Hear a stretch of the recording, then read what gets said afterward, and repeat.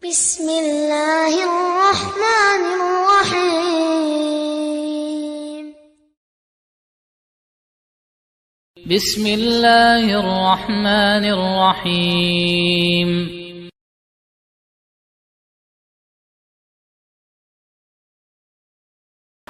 Sepuluh salawat yang mengandung syirik dan bid'ah. Sebagiannya mengandung syirik, sebagiannya mengandung kekufuran, sebagiannya mengandung bid'ah. Insya Allah kita sebutkan secara singkat 10 poin. Yang pertama adalah salawat bid'ah sekaligus syirik. Kenapa bid'ah? Karena tidak ada contoh dari Rasulullah SAW. Sekaligus juga lafaznya mengandung syirik. Contohnya salawat nariyah, atau mereka sebut juga salawat tafrijiyah atau salawat kurutubiyah. Bagaimana bunyinya? Allahumma salli salatan kamilah wa sallim salaman taman ala sayyidina Muhammadin alladhi tanhallu bihil uqad wa tanfariju bihil kurab wa tuqda bihil hawaij wa tunalu bihil radhaib wa husnul khawatim, dan seterusnya. Artinya, ya Allah, limpahkanlah salawat yang sempurna dan curahkanlah salam yang penuh kepada Nabi kita Muhammad sallallahu alaihi wasallam, yang dengan beliau semua kesulitan dapat terpecahkan, semua kesusahan dapat dilenyapkan, semua keperluan atau kebutuhan dapat terpenuhi, dan semua yang diinginkan dapat digapai, dan husnul khatimah dapat diraih. Ini namanya salawat nariyah. Maka jemaah sekalian, pertama, salawat ini bid'ah karena tidak dicontohkan oleh Rasulullah SAW. Yang kedua, kalau diyakini beliaulah yang dapat menolong semua kebutuhan kita, menghilangkan semua kesusahan kita, maka tidak diragukan lagi ini adalah syirik. Dan secara lafaz, menurut bahasa Arab, bisa bermakna demikian. Bisa bermakna demikian lafaz yang ada dalam salawat nariyah. Padahal Allah menegaskan, amma yujibul muttarra idza da'ahu wa yakshifus su'a. Siapakah yang dapat mengabulkan doa orang yang kesusahan tatkala dia berdoa kepadanya? Tentu tidak ada selain Allah. Dan siapakah yang dapat menghilangkan keburukan? Tentu tidak ada selain Allah Subhanahu wa ta'ala. Ya.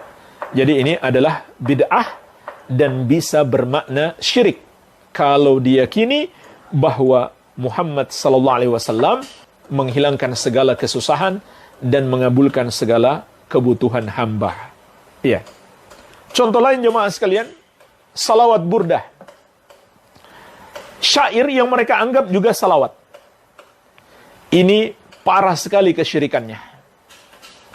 Al-Busiri, penulis syair burdah, sekaligus mereka sebut salawat burdah, berkata, ya akramal khalqi maliman aludhu bihi siwak inda huduthil hadithil amim.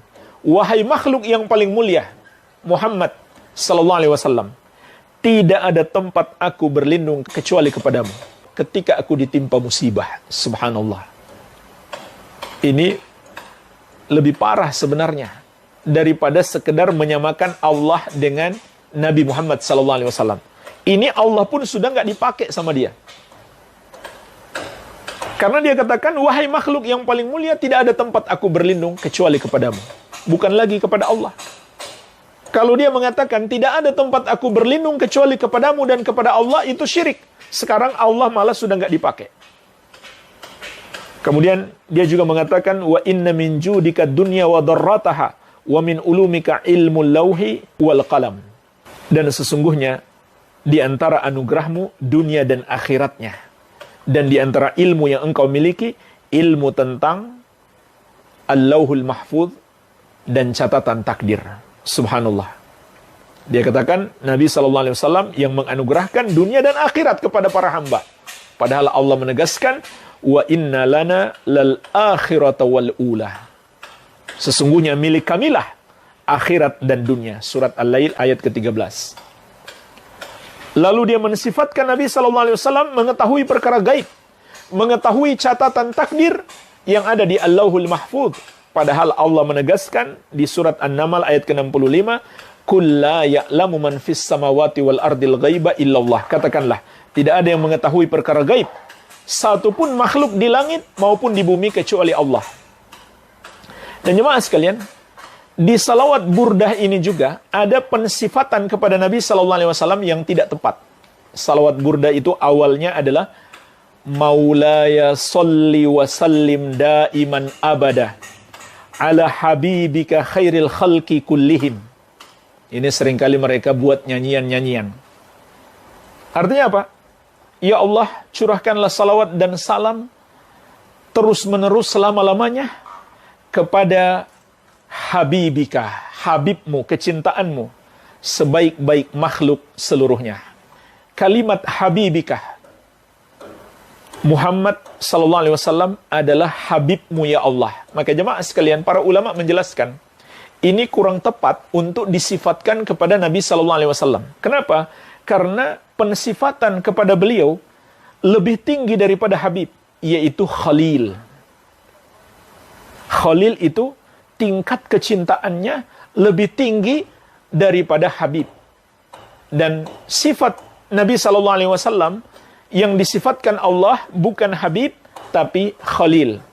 Di antaranya di dalam hadis yang diriwayatkan Imam Muslim dari sahabat yang mulia Jundab bin Abdullah radhiyallahu taala anhu, Nabi sallallahu alaihi wasallam mengatakan, "Fa inna Allah ta'ala qad ittakhadhani khalilah kama ittakhadha Ibrahim khalilah." Karena sesungguhnya Allah telah menjadikan aku sebagai khalil sebagaimana Allah menjadikan Ibrahim sebagai khalil. Jadi dari seluruh para hamba, hanya 2 hamba yang tingkatannya sampai khalil, yaitu Nabi Muhammad SAW dan Nabi Ibrahim alaihi salam.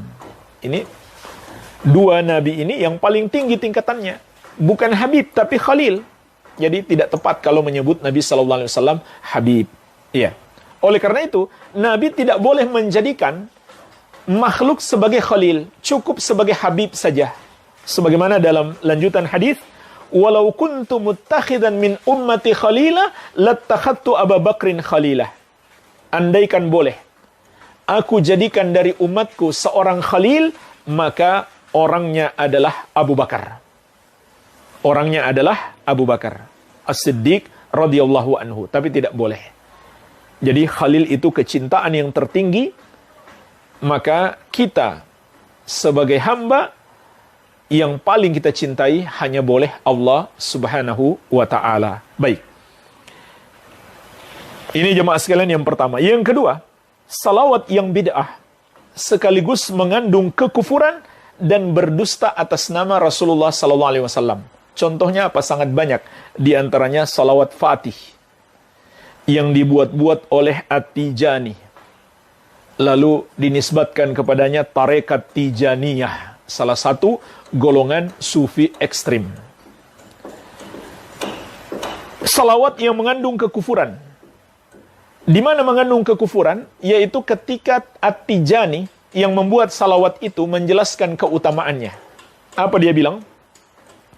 1 kali membacanya menyamai membaca Al-Quran 6 kali. Bayangkan jemaah sekalian.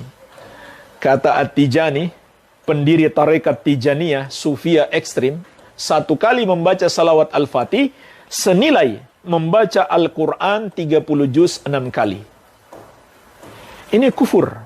Menyamakan ucapan makhluk dan ucapan Allah Subhanahu wa ta'ala. Ini adalah kekufuran. Bahkan bukan hanya menyamakan, dia menganggap ucapan makhluk lebih baik daripada ucapan Allah Azza wa Jalla.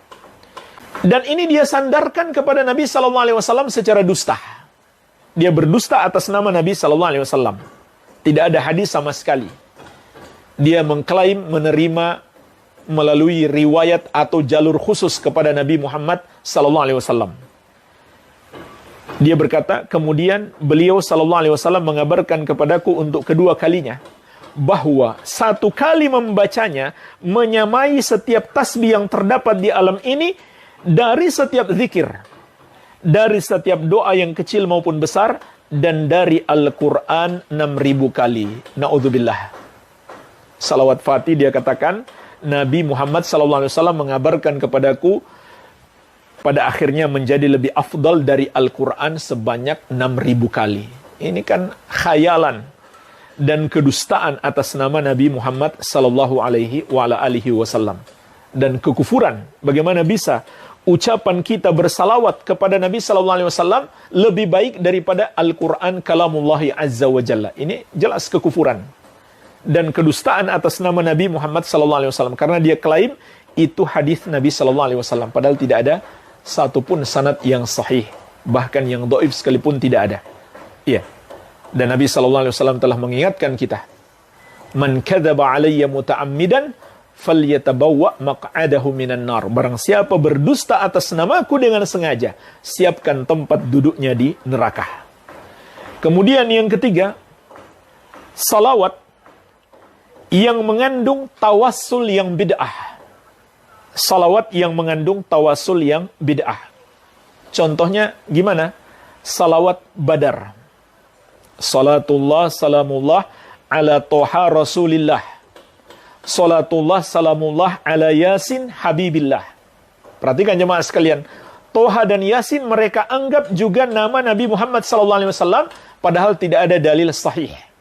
Tidak ada dalil sahih yang kami ketahui tentang Toha dan Yasin sebagai nama bagi Nabi Muhammad SAW.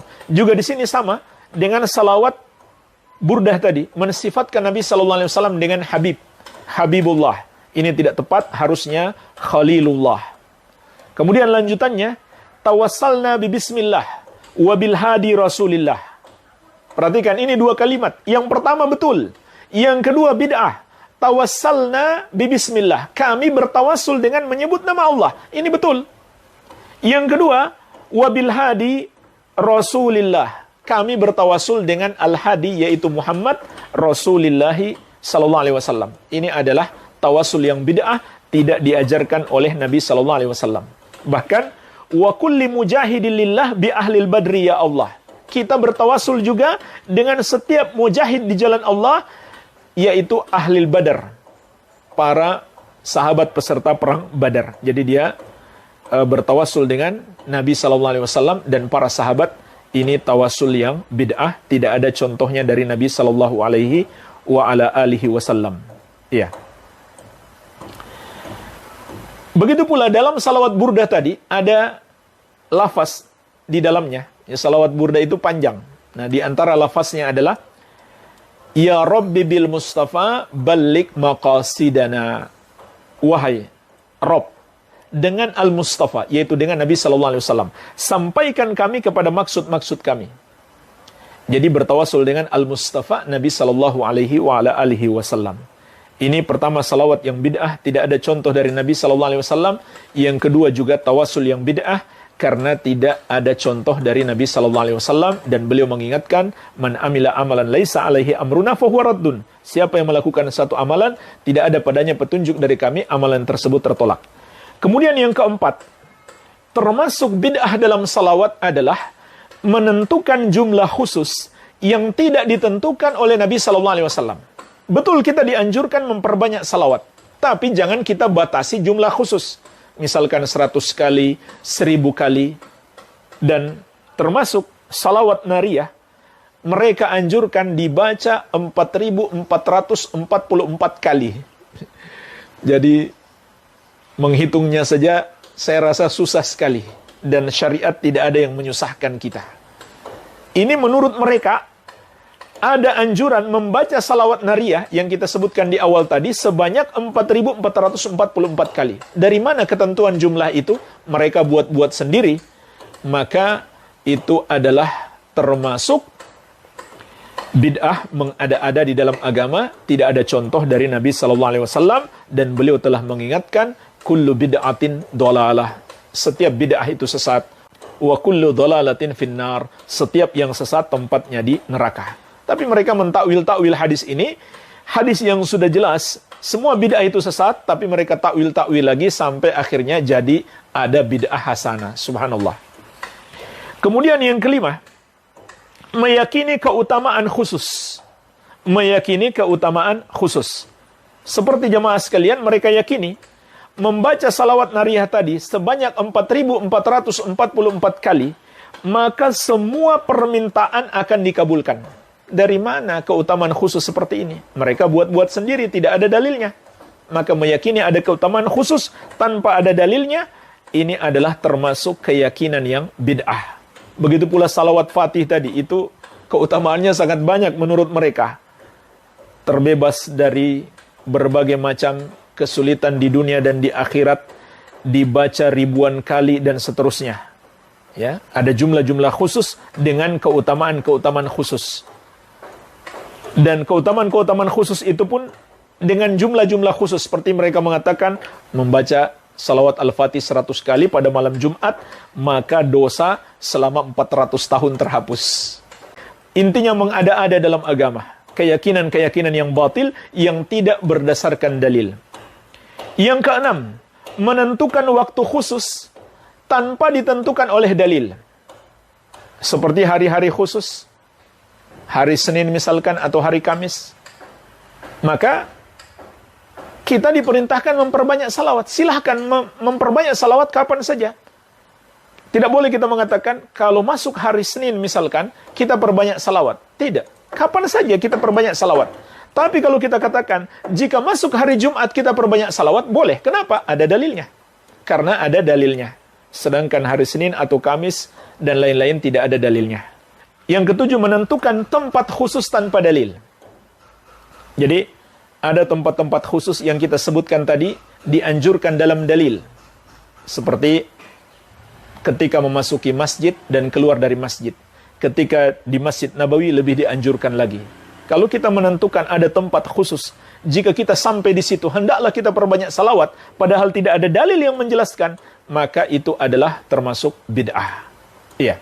Termasuk menentukan keadaan-keadaan khusus, menganjurkan salawat padanya yang tidak dianjurkan di dalam syariat. Atau menambah-nambah lafaz yang tidak dianjurkan dalam syariat. Seperti ketika adzan menambah kumandang salawat. Maka ini termasuk bid'ah. Salawat itu bagus, disyariatkan.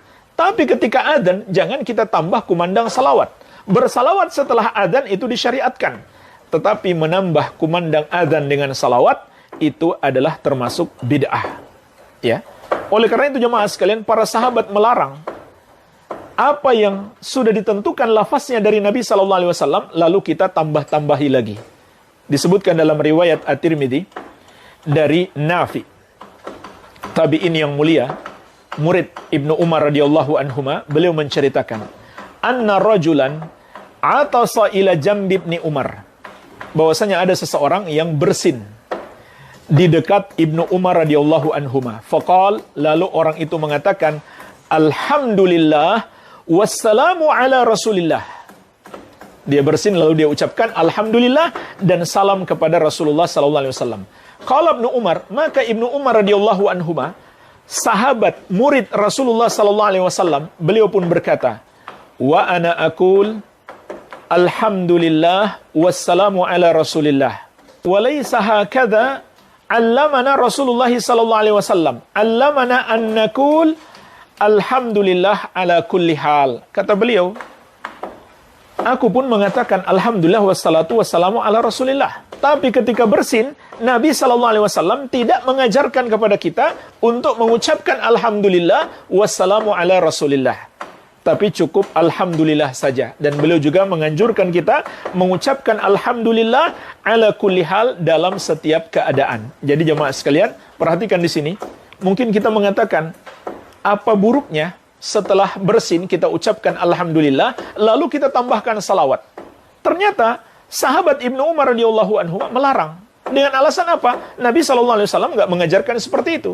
Yang beliau ajarkan hanyalah mengucapkan alhamdulillah saja.